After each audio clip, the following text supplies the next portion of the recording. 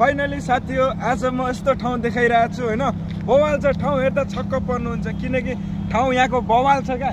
हेर्दा हुन्छ पुरा यो बोर्डर जस्तै बोर्डर नाका छ जस्तै हैन। यो जाली बोर्डर जस्तै बनाएर राखेको छ र माथि यसको पावर जाने पोल र केबलहरु छ हैन। यहाँ यति पावर छ कि यसमा हैन, पुरा भ्यार आवाज आइरहेछ यहाँसम्म सुनिरहेछ। यति यो पावरफुल हो नि, यो पावरहरु यस्तो पावरफुल छ, बाबरे खतरा। यहाँसम्म साउन्ड आइरहेछ। माथि छ पोलहरु देखाइदियो साथी, पोलहरु देखाइदियो, केबलहरु देखाइदियो। यत्रो पावर छ हैन, यत्रो पावर छ। यहाँ मुनिसम्म आवाज आउँछ यसको पावरको, ठीक छ। र साइडमा यता के भन्छ सिमेन्ट फ्याक्ट्री दुईवटा छ, सिमेन्ट फ्याक्ट्री हो यताति। अनि यता भनेको यो बोर्डर पारी चाहिँ व्हाइट क्याम्प भन्छ। व्हाइट क्याम्प भनेपछि चिक्सरको हैन, चिक्सरको क्याम्प पाउँछ यता टन्नै हुन्छ केटीहरु हैन।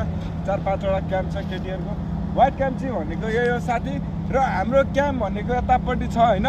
यतापट्टि चाहिँ अब के भन्छ धेरै 100, 1500, 200, 500 सम्म हैन क्याम्पै मात्रै छ भनेपछि मान्छे कति होला, करोडौं मान्छे छ क्या।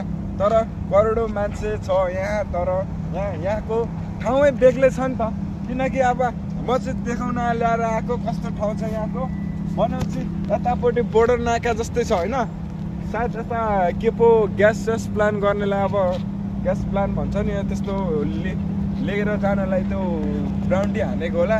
तर हेर्दा चाहिँ पुरै बोर्डरको जाली बोर्डर जस्तै छ हैन। मान्छे यहाँबाट पारी जान सक्दैन, पारीको वारी आउन सक्दैन, त्यस्तो ठाउँ छ। र यहाँ भनेको यस्तो पोलहरु दुबईमा जथाभावी पाउँदैन। यो चाहिँ यस्तो पोलहरु दुबईमा जथाभावी पाउँदैन साथी हो। यो पोल भनेको यो चाहिँ अब खुल्ला ठाउँमा मात्रै पाउने हो र यस्तो पोलहरु जथाभावी पाउँदैन। यसले पावर खतरा हुन्छ नि त।